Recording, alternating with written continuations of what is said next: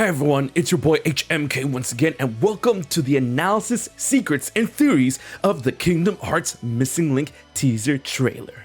The game is set for 2024 and we have a lot to cover. So be sure to like, share, and most importantly subscribe to HMK, get comfy and get hyped. Let's dive directly into the darkness. A big feature in this trailer is that there are many lines of dialogue spoken in Japanese, thankfully translated in the trailer itself. We are going to go over these lines and what they mean to the current scene and the overall scope of Missing Link sporadically throughout the analysis. The trailer opens with the player character descending within a void. As the line is spoken, on the night that you opened your eyes in this world, the stars, beautifully distorted, rain down from the pitch black sky. This was in the previous trailer for Missing Link during the 20th anniversary event.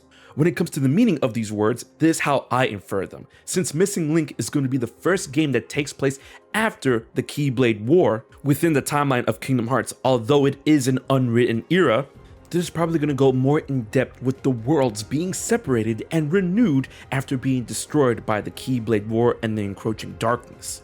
Perhaps giving us more context, maybe even a visual to the Nexus Spring of Scala at Caelum as described by Xehanort in Kingdom Hearts 3. Perhaps we will be there to witness. Now, as the player character descends, it is revealed that we're actually doing a dive to Heart and approach a Station of Awakening. And with this Station of Awakening, we see Ephemer, Skuld, Achirithi, and the Foretellers in the background. For context, the player character in Missing Link is indeed going to be the player character from Union Cross, us, reincarnated as confirmed when you combine the finales of Union Cross and Dark Road and Nomura's statements. And with that being the case, it makes sense with these characters showing up on our Station of Awakening, given the context of what happened at the end, or I should say the entirety of Union Cross. Why these characters? It's because Ephemer and Skuld were our closest friends as the player character in Union Cross. And with the Foretellers showing up in the background, when it comes to Station of Awakenings, those that influence your heart and your life the most will show up at your station, whether they be friend or foe or neither. So yeah, yes, the infinite sadness.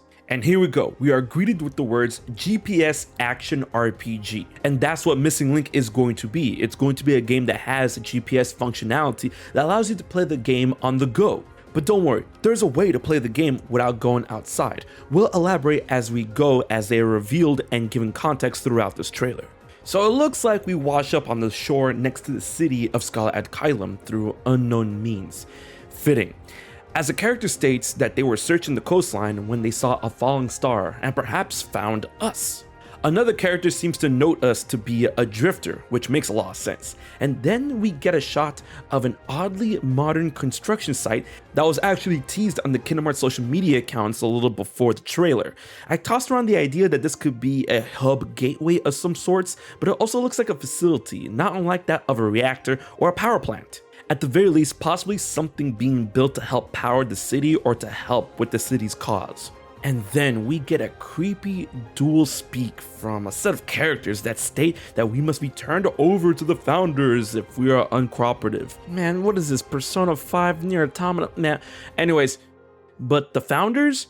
As Brain is featured in this game and that the statue of Ephemer is already here, this follows the finale of Union Cross, where Brain is already in Scala ad Caelum long after Ephemer built it on the ruins of Daybreak Town. So who are the founders at this point in time? Nomura has already confirmed that this game takes place 4 generations after Ephemer was alive. So if there was a circle of founders that surrounded Ephemer or came 1 generation after Ephemer, I doubt they're going to be alive at this point. Maybe this means the founding families or the current representative of the families that take the title of founder. Along with this line, we are seen walking into a gated area that was also bound by energy, watched by 2 separate secretaries. This is probably leading to meet with the founders, which I'm starting to think may be interchangeable with the concept of elders. At the very least, the people in charge. Next, we see the player character fall into a flowing stream of light while the words ring, "I think I have just the right mission to test that heart of yours." To me, this feels like a mission being given to us to earn our place within Scala ad Caelum and their trust as a new resident / operative within their ranks. As for where we're going, I think this could be a portal of some sorts, possibly in the reactor facility that leads to the astral plane, that in turn leads to some other worlds or the outside GPS world. Not the real world or unreality, just a reflection of it of sorts. So what is the astral plane? Well, we're getting there in a little bit. Now here we go. We as the player character are greeted by a new character that I'm sure is going to be incredibly important. She tells us that the Society's Keyblade wielders traveled to the astral plane in order to defeat Heartless.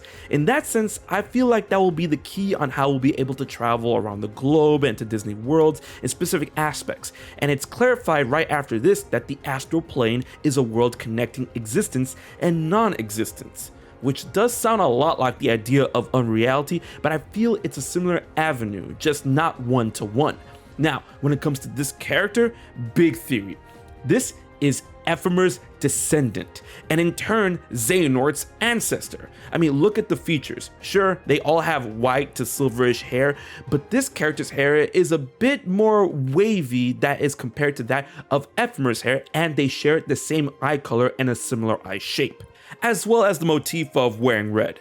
You know, it's funny because when I tweeted this out, a lot of people were like, not every character with white hair is connected. Look at these Kingdom Hearts fans trying to connect the dots in a nonsensical way. Well, first of all, the finale of Dark Road actually confirms that Xehanort is indeed a descendant of Ephemer, and that Nomura has confirmed multiple times that a big presence within that of Missing Link when it comes to a plot point is going to deal with bloodlines, family, the Society of Heirs, successors, and the Society of Non-Heirs, non-successors, in which the Society of Successors is the bloodline, the family that spawned off of Ephemer. So with that being such a big focal point, I feel like it's a given we're going to be dealing with Ephemer's family, and that this character could be his great-granddaughter considering it's 4 generations afterwards.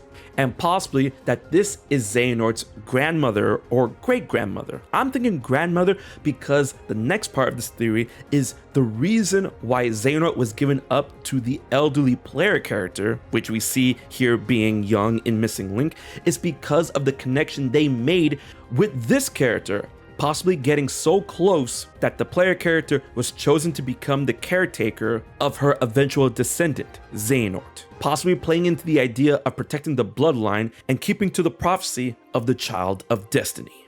But I've got more on that later. We've got more trailer to dissect.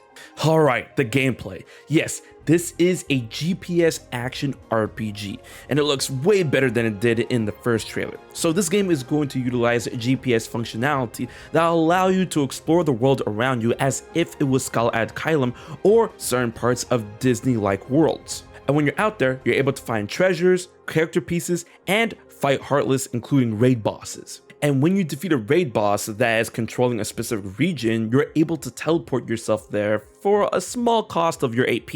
Here in the overworld, we can see character pieces for Rue from Winnie the Pooh, Jacques from Cinderella, and Belle from Beauty and the Beast, as well as a region boss raid, that big boy behemoth, among other Heartless scattered across the area. In the next scene, we see Toy Story's Alien and Heartless appearing in what seems to be real time as you move across the map. Now, here we have the statement saying travel the world without stepping outside. Allow me to elaborate on that. According to interviews, you could play Missing Link in 2 different ways, where you could play outside with the GPS functionality, and if you do, you gain AP, or energy that is spent in the game. But if you want to stay at home and play Missing Link, you are able to do so without going outside, but doing this consumes AP, or energy, which is the give and take between the 2 gameplay options. But I'm sure that AP, or the energy system, is going to refill over time, and you'll be able to buy items that refills your AP if you want to play from home. I'm definitely going to try out both gameplay styles, but since we have controller support confirmed, I'm definitely going to try and make a setup at home. Now check out that world map, the area map. It's literally the globe. But here we see a perspective originating from Japan, and you can see all of the character pieces and the bosses that are available to either fight or obtain. And here we can see a bunch of characters that has been featured in the Kingdom Hearts series since the beginning. But now all of them are rendered in the Kingdom shader, and some characters look really good, and some characters definitely not. What? Moving on, we have another mention of the Founders, with a character saying we really should have notified the Founders first. Okay, so we're doing a mission in which we didn't notify the people in charge. Got it. when suddenly, out of nowhere, a dark side appears in Scala ad Caelum when the player character is interacting with another new character. Wait, that's me! That's me for real! The dark side could be appearing from the realm of darkness, but this doesn't particularly look like a dark corridor. It could be a tear in space that leads to the astral plane, as that is the realm that Keyblade wielders from Scala ad Caelum go to defeat Heartless as described in this trailer. The dark side goes ahead and smacks me up, but listen, to be fair, I was distracted by this rusty ass starlight. More than likely, thanks to the follow-up dialogue, I was checking it out from the player character, and this will be more than likely our original starlight from Union Cross that is now mad rusted, but still found its way back to us. We continue with the tagline, an adventure featuring Disney worlds, as well as the statement describing the calamitous star. Is that supposed to be us? Is the arrival of the player character in this point in time in Missing Link going to lead to events that will cause the disappearance, decay, and change in Scala ad Caelum? Seems really ominous to me. Here we have a look, finally, at the battle menu. We have Riku, King Mickey, Pinocchio, and Winnie the Pooh. Each piece have different attacks and abilities, and each have their own cooldown, where it seems they can be selected freely to initiate an ability. So with control support, which once again has been confirmed, this gameplay could be very much akin to that of the command deck seen in games like Birth by Sleep or Dream Drop Distance, which I'm super excited for. But the battles are still conducted by encounters, where you'll be able to freely move within a given space to take out the enemy. Now, what is this world? At first you would think that this is Pirates of the Caribbean, specifically lifted from At World's End from Kingdom Hearts 3, but the fauna does not match up exactly, so it could be possible this is based off a Disney world that has yet to be introduced in the Kingdom Hearts series in this specific capacity. I say that because this could either be Lilo and Stitch's Hawaii, or maybe even one of the islands from Moana. This advent actually has me super hyped for the possibilities at hand when it comes to Missing Link's worlds. Also, how dapper is this new Heartless? It looks very much like a core, but without an element. Now before you say darkness, it's a Heartless, it's all darkness. The next battle features an area that is most likely tied to the GPS and is a real-world location that is mapped over Scala ad Caelum, and the abilities we've got now are Woody, Aladdin, Rapunzel, and Tinkerbell. Listen, I know some of these models look a bit iffy, but let me explain. These are chess pieces or character pieces that are made to look like they're made out of clay or some type of hard stone-like material. Going in with that mindset, I'm not really bothered by some of these designs, but they could use some work. And now we have a battle on the coastline of Scala ad Caelum, and the pieces featured here are Sora, Ariel, Simba, and Baymax. I wonder how many pieces are going to be featured in this game.